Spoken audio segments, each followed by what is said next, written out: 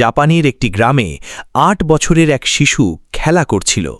তখনই সে ৪ চাকার ওপর চলে এমন একটি মেশিন দেখতে পায়। এটি ছিল ফোর্ডের মডেল টি, যা দেখে শিশুটি অত্যন্ত অবাক হয়।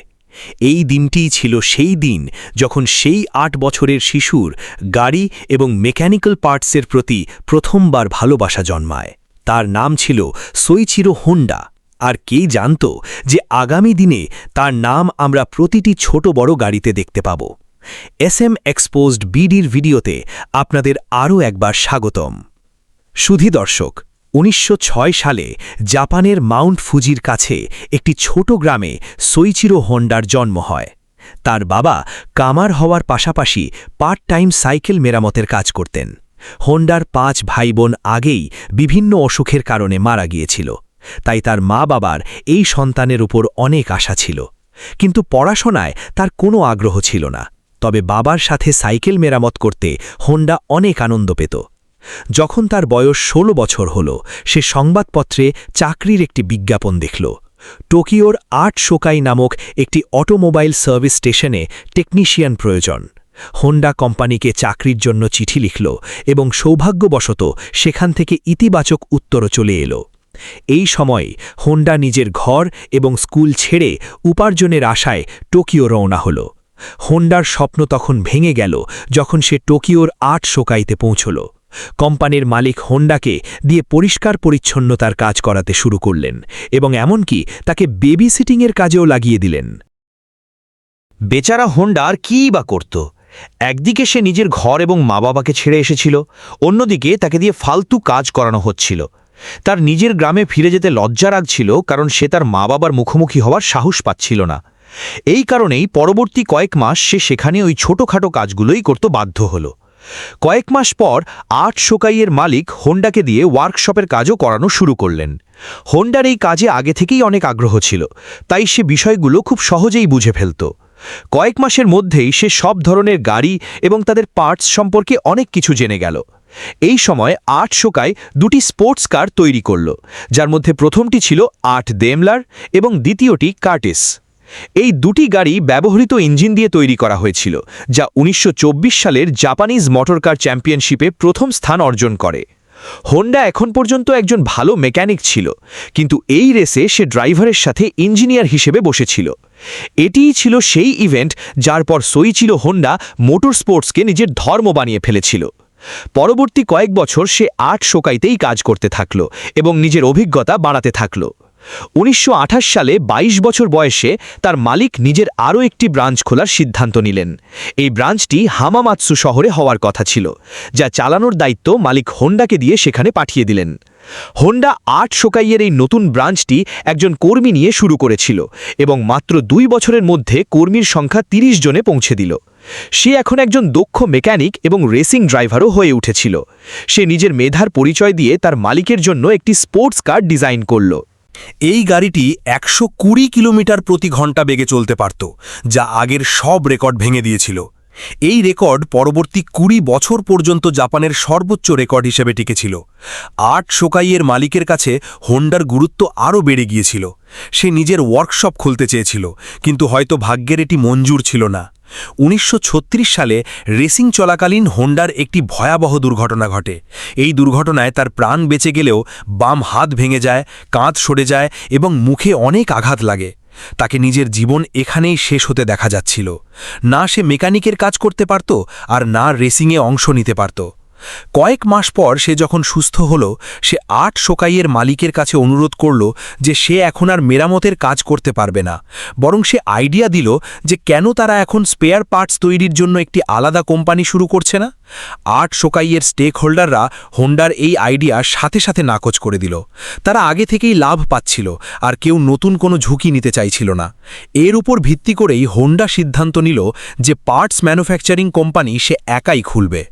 ১৯৩৬ সালে ৩০ বছর বয়সে সে নিজের বন্ধুর সাথে মিলে তোকাই সেইকি হেভি ইন্ডাস্ট্রিজ খুলল এবং নিজের বন্ধু সোইচিরো কাটোকে তার প্রেসিডেন্ট বানিয়ে দিল।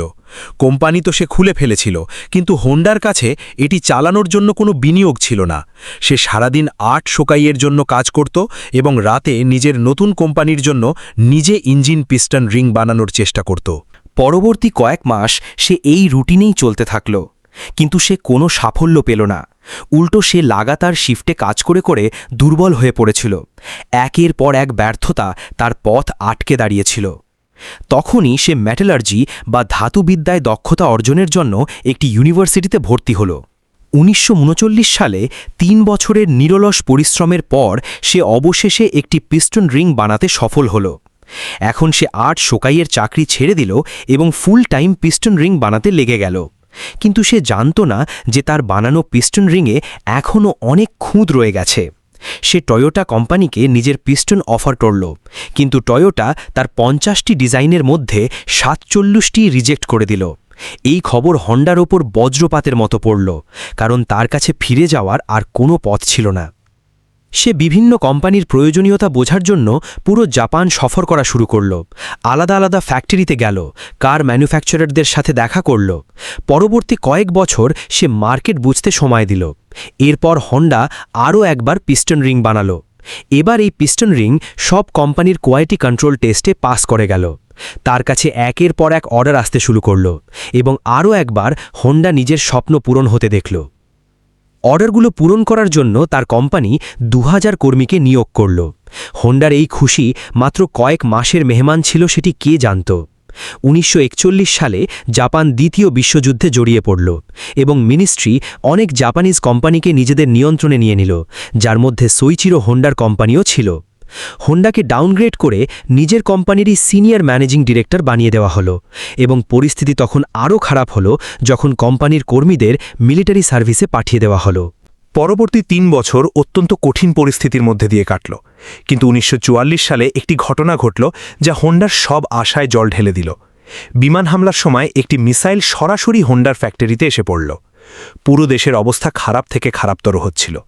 জাপান যুদ্ধে হারছিল বলে মনে হচ্ছিল।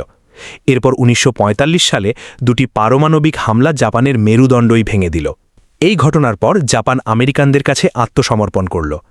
যুদ্ধ এখন শেষ হয়ে গিয়েছিল, কিন্তু হোন্ডা নিজের সব কিছু হারিয়ে ফেলেছিল। সে নিজের বেঁচে যাওয়া সম্পদ টয়োটার কাছে 4,50,000 ইয়েনে বিক্রি করে দিল এবং আবার একবার কর্মহীন হয়ে পড়ল। এই অবস্থা শুধু হোন্ডার সাথেই ছিল না, বরং পুরো জাপান এক ভয়াবহ সংকটের মধ্যে দিয়ে যাচ্ছিল। ইকোনমি ধসে পড়ছিল, খাবার পানির তীব্র সংকট এবং মুদ্রাস্ফীতি সবার নাভিশ্বাস তুলেছিল। পাবলিক ট্রান্সপোর্ট পাওয়া অত্যন্ত কঠিন হয়ে পড়েছিল, কারণ জাপানে পেট্রোল পাওয়াও দুষ্কর হয়ে পড়েছিল। এই সময় হোন্ডা জাপানিজ ইম্পেরিয়াল আর্মির একটি ছোট্ট ইঞ্জিন খুঁজে পেল, যা দিয়ে তারা ওয়্যারলেস রেডিও চালাত। নিজের অভ্যাস অনুযায়ী তার মাথায় একটি আইডিয়া এলো। সে ভাবল, কেন এই ইঞ্জিনটিকে একটি সাইকেলে লাগিয়ে নিজের যাতায়াতের সমস্যা সমাধান করা যাক। এতে যাতায়াত সহজও হবে এবং সস্তাও হবে। যেহেতু সেই সময় মানুষ আগে থেকেই মুদ্রাস্ফীতিতে খুব সমস্যায় ছিল, তাই যখন তারা এই ইঞ্জিনটি একটি সাইকেলে লাগানো দেখল, সবার এই আইডিয়া খুব পছন্দ হলো।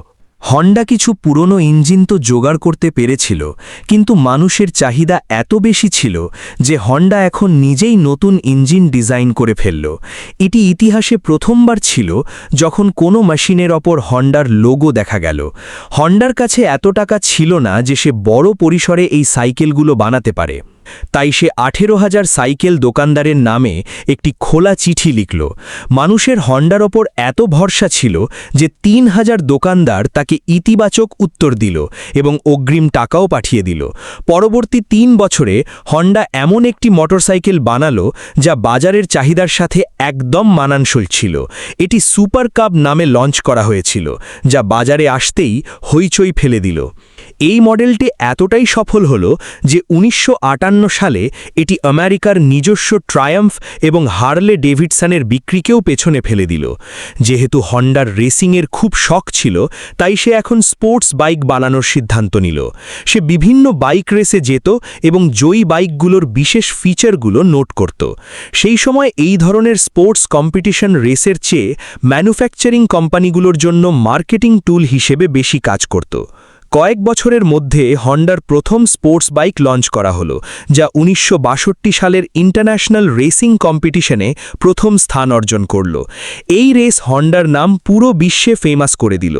1960-এর দশকে হন্ডা বিশ্বের সবচেয়ে বড় মোটরসাইকেল ম্যানুফ্যাকচারিং কোম্পানি হয়ে দাঁড়ালো এবং 1968 সাল নাগাদ তারা 1 কোটি ইউনিট বিক্রি করে ফেলেছিল।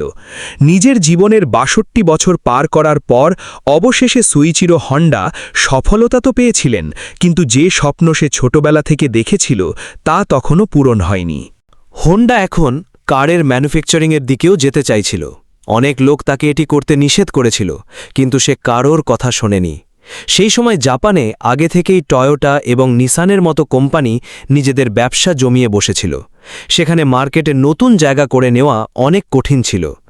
হোন্ডা তার প্রথম পিকআপ ট্রাক T360 লঞ্চ করল, যা ব্যর্থ হল। এরপর স্পোর্টস কার S500 লঞ্চ করল, যার মাত্র ১৩০০ ইউনিট বিক্রি হতে পারল। কয়েক বছরের কঠোর পরিশ্রম এবং কয়েক ডজন ডিজাইন রিজেক্ট হবার পর অবশেষে ১৯৭২ সালে হোন্ডা সিভিক লঞ্চ করা হলো। এটি সেই গাড়ি যার নতুন মডেল আজও পুরো বিশ্বে জনপ্রিয়। ১৯৮০-র দশকে হোন্ডা মোটরস জাপানের তৃতীয় বড় ম্যানুফ্যাকচারিং কোম্পানি ছিল এবং মাত্র ১০ বছরের মধ্যেই এটি বিশ্বের তৃতীয় বড় কোম্পানিতে পরিণত হল। আজ হোন্ডার নাম আমরা গাড়ি, motorcycle, boat engine, plane engine এবং কয়েক ডজন পাওয়ার টুলসে দেখতে পাই। সোইচিরো হোন্ডা সিভিক লঞ্চ হওয়ার ঠিক পরের বছর ১৯৭৩ সালে কোম্পানি থেকে অবসর নেন এবং ৫ই আগস্ট ১৯৯১ সালে তার জীবনের এই সফর চিরতরে শেষ হয়ে যায়। আশা করি স্মার্ট এক্সপোজড বিডির এই ভিডিওটিও আপনাদের ভালো লেগেছে। পরবর্তীতে এমন দুর্দান্ত ভিডিও পেতে চ্যানেলটি সাবস্ক্রাইব করে রাখবেন। ধন্যবাদ।